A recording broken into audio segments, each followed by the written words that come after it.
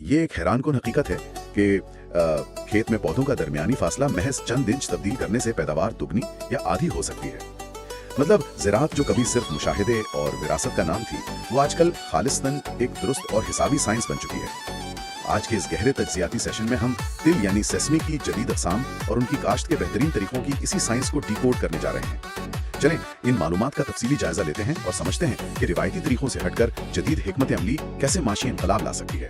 ये वाकई एक जबरदस्त मौजू है और यहाँ जो पहलू सबसे ज्यादा मुतासिर कुन है वो ये है कि दौरे हाजिर की ज़राअत में जदीद अक़साम का इंतखाब और मौसमियाती तब्दीलियों को समझना महज कोई ऑप्शन नहीं रहा, बल्कि ये मुनाफा बख्श पैदावार के लिए बिल्कुल नागुज़ीर हो चुका है। बिल्कुल सही। अब हम अगली स्लाइड की तरफ बढ़ते हैं, जिसका उन्वान है कॉम्प्रिहेंसिव गाइड टू सेसमी तिल cultivation part 1 varieties and sowing. तो क्या ये आज का सेशन पंजाब एग्रीकल्चर सीरीज का हिस्सा है? जी हाँ, बिल्कुल।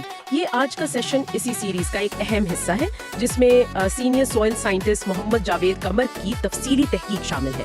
ये मालूमात हुकूमत पंजाब के महकमा ज़राअत से अख्ज़ की गई है ताकि एक मुकम्मल गाइड मुहैया की जा सके। और JQ ग्लोबल एग्रीकल्चर का ये फेसलेस तालीमी चैनल खास तौर पर इसीलिए डिजाइन किया गया है ताकि बगैर किसी खलबशार के किसानों तक बराह रास्त ठोस हकायक और रहनुमाई पहुंचाई जा सके। तो इधर उधर की बातों की बजाय हम सीधा इन अक़साम की तरफ आते हैं जिन्होंने ज़राअत के मंजरनामे को बदला है। बिल्कुल, हमें सीधा मौजू पर आना चाहिए। अगर हम बीज की जदीद अक़साम की बात करें तो बुनियाद कहाँ से शुरू होती है? अब हम अगली स्लाइड की तरफ बढ़ते हैं, जिसका उन्वान है सिंगल स्टेम वैरायटी TH6 2009।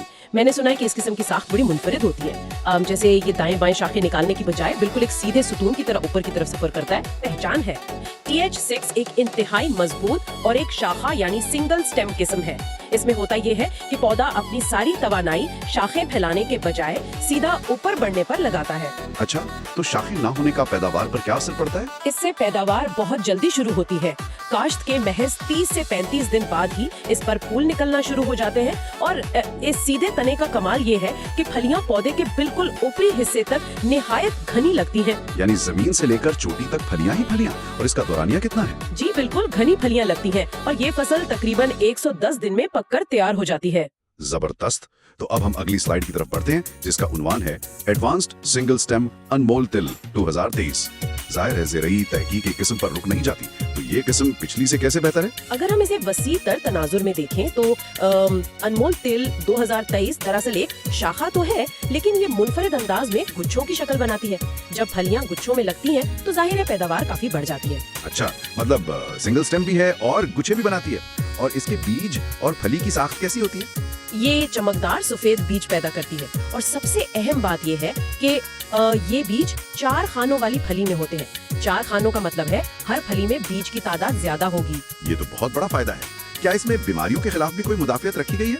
बिल्कुल, आम फसली बीमारियों के खिलाफ इसमें नुमाया तौर पर बेहतर कुव्वत मुदाफियत मौजूद है और ये इंतहाई पायदार फसल 120 से 125 दिन में मुकम्मल तौर पर पक जाती है। अब हम अगली स्लाइड की तरफ बढ़ते हैं, जिसका उन्वान है climate resilient branched variety TS3 2000। इससे एक अहम सवाल जन्म लेता है। आजकल जो मौसमियाती तब्दीलियां तेजी से रुनुमा हो रही हैं, वो फसलों को कैसे मुतासिर कर रही हैं? ये आज के दौर का सबसे सुलगता हुआ सवाल है और इसी मसले के हल के लिए TS3 तैयार की गई थी। ये दरअसल एक शाखदार, छोटे कद और जल्दी पकने वाली किस्म है। तो क्या ये छोटा कद मौसमियाती सख्तियों मसलन तेज हवाओं से बचाता है? 100% दुरुस्त। मौसमियाती तब्दीलियों के दौरान ये गैर मामूली तौर पर बेहतरीन कारकर्दगी दिखाती है और मरतूब ज़रई इलाकों के लिए ये खास तौर पर मौजू और इंतहाई तजवीज़ करदा है। मरतूब इलाकों में नमी का काफी मसला रहता है, तो इसे पकने में कितना वक्त लगता है? ये सिर्फ 90 से 100 दिन के मुख्तसर दौरानिये में पककर तैयार हो जाती है, जो कि किसानों के लिए बहुत बड़ा प्लस पॉइंट है। अब हम अगली स्लाइड की तरफ बढ़ते हैं, जिसका उन्वान है डिजीज रेजिस्टेंट ब्रांच्ड TS5 2011। फसलों की बीमारियां तो रातों रात नुकसान कर देती हैं। इसके लिए ये किस्म कैसे काम करती है? देखें, TS5 एक फैली हुई शाखदार किस्म है जो तेजी से बढ़ती है और इसकी सबसे बड़ी खूबी ये है कि आम फसली बीमारियों के खिलाफ इसमें आला जिनियाती कुव्वत मुदाफियत मौजूद है। यानी किसान को स्प्रे वगैरह पर कम खर्च करना पड़ेगा। सही जी बिल्कुल सही। इसमें फूल निकलने का अमल कदरे ताखीर से यानी 40 से 45 दिन बाद शुरू होता है और ये तकरीबन 125 दिन में कटाई के लिए मुकम्मल तैयार हो जाती है। अब हम अगली स्लाइड की तरफ बढ़ते हैं, जिसका उन्वान है speciality medicinal crop black king 2021। यहाँ ये बहुत इंतहाई दिलचस्प हो जाती है, क्योंकि आमतौर पर तिल का जिक्र आते ही जहन में खाने का तेल या बेकरी आती है। मगर ये तो मेडिसिनल फसल है ना? जी हाँ, ये ज़राअत की एक बहुत मुनाफा बख्श जहद है। ब्लैक किंग एक शाखदार किस्म है जो आला मेयार के काले बीज देती है और ये बुनियादी तौर पर अद्वियात साजी और तिब्बी मकासद के लिए काश्त की जाती है। अच्छा, मतलब ये बराह रास्त फार्मास्यूटिकल इंडस्ट्री में जाती है? बिल्कुल, और इसीलिए इसकी तलब भी ज्यादा है। ये बेहतरीन पैदावार के साथ बीमारियों के खिलाफ मजबूत मुदाफियत रखती है और 110 से 115 दिन में तिब्बी मकासद की कटाई के लिए तैयार हो जाती है। अब हम अगली स्लाइड की तरफ बढ़ते हैं जिसका उन्वान है हाई यील्ड ब्रांच नायाब तिल 2016। पैदावार की हदों को छूने वाली इस नायाब सीरीज में क्या खास बात है? नायाब तिल 2016 एक शाखदार किस्म है जिसका इंतहाई मजबूत तना फसल को गिरने या लॉजिंग से मुकम्मल महफूज रखता है। गिरने से बचना तो बहुत जरूरी है। इसके पौधे और बीज की पहचान क्या है? हल्के सब्ज रंग का पौधा और चमकदार सफेद बीज इसकी खास पहचान है। और पैदावार की बात करें तो ये फी पौधा 200 से 300 कैप्सूल यानी फलियों की शानदार पैदावार देती है। 200 से 300 फलियां फी पौधा, ये तो वाकई बहुत जबरदस्त है। और दौरानिया कितना है? ये किस्म अपनी नशोनुमा और पकने का अमल सिर्फ 95 से 100 दिन में मुकम्मल करती है, जो कि इतनी ज्यादा पैदावार के हिसाब से बहुत तेज रफ्तार है। अब हम अगली स्लाइड की तरफ बढ़ते हैं जिसका उन्वान है मैक्सिमम कैपेसिटी नायाब मिलेनियम 2022। तो क्या ये मिलेनियम किस्म पैदावारी सलाहियत को मजीद आगे लेकर जाती है? बिल्कुल, ये एक शाखदार और ज्यादा पैदावारी सलाहियत वाली सफेद बीज की किस्म है। इसमें तने की साख के हवाले से एक स्मार्ट हिकमत अमली है। मजबूत तने पर पुर्वियां, जिन्हें इंटरनोड्स कहते हैं, वो करीब होती हैं। अच्छा, अगर मैं समझ सका हूँ तो इंटरनोड्स का फासला कम होने से ज्यादा जोड़ बनेंगे और ज्यादा फल लगेगा। जी, आपने बिल्कुल दुरुस्त तज्जिया किया, जिसकी वजह से ज्यादा फल लगता है। और ये फी पौधा 300 से 400 कैप्सूल की जबरदस्त पैदावार फराहम करती है। 300 से 400 और इतनी जबरदस्त पैदावार कितने दिनों में तैयार हो जाती है? ये सिर्फ 100 से 105 दिन के कलील अरसे में मुकम्मल तौर पर पक जाती है। अब हम अगली स्लाइड की तरफ बढ़ते हैं जिसका उन्वान है डार्क ग्रीन कैनपे नायाब पर्ल 2017। नाम से ही लग रहा है जैसे कोई गहरी सब्ज छतरी हो। हाँ जी, नायाब पर्ल का तना मजबूत और पत्ते गहरे सब्ज रंग के होते हैं और ये फी पौधा 7 से 14 बुनियादी शाखों पर मुश्तमिल एक वसी छतरी बनाता है। 7 से 14 शाखें, मतलब ये तो काफी फैलकर उगता होगा। इसका पैदावारी औसत क्या है?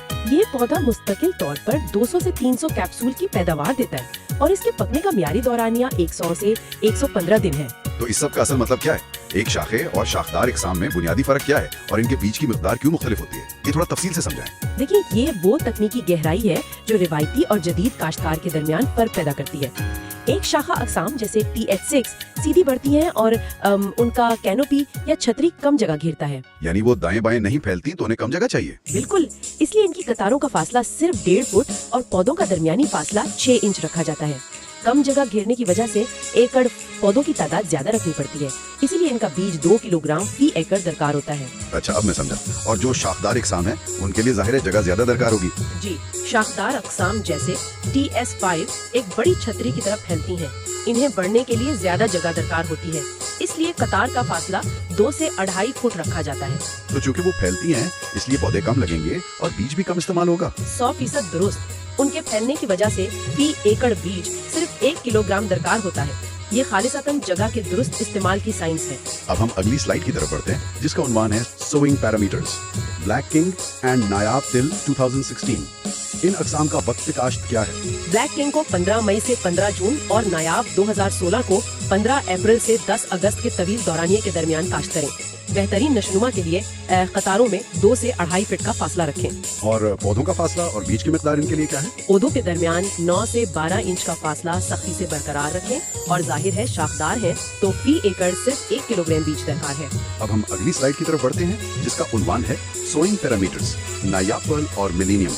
इन गुंजान छतरी वाली अकसाम के लिए क्या खास हिदायत हैं? पर्ल को 15 अप्रैल से 31 जुलाई और मिलेनियम को 15 जून से 31 जुलाई के दरमियान काश्त करें। हवा की बेहतर आमदोरफ्त के लिए इनमें कतारों का फासला 2.5 फुट रखना लाजमी है। यानी हवा का गुजर बहुत जरूरी है ताकि नमी का मसला न हो। हम और बीज कितना लगेगा? जी, नमी कंट्रोल करना अहम है। इनफरादी पौधों के दरमियान 9 से 12 इंच का फासला रखें और फी एकड़ 1 किलोग्राम बीज का बेहतरीन इस्तेमाल करें। अब हम अगली स्लाइड की तरफ बढ़ते हैं जिसका उन्वान है climate strategy and weather forecasting. मौसम के हवाले से मुझे जमीन के सख्त होने या सॉइल क्रस्टिंग की बड़ी तशवीश है। ये बीज का कैसे नुकसान करती है? सॉइल क्रस्टिंग बहुत खतरनाक है। अगर आपने बीज बोया और बारिश हो गई तो मिट्टी की ऊपरी तह सख्त हो जाती है और बीज फूट नहीं पाता। اس لیے زمین کی قسم اور موجودہ موسم کے مطابق اپنے طریقے کاشت میں متحرک تبدیلیاں لائیں۔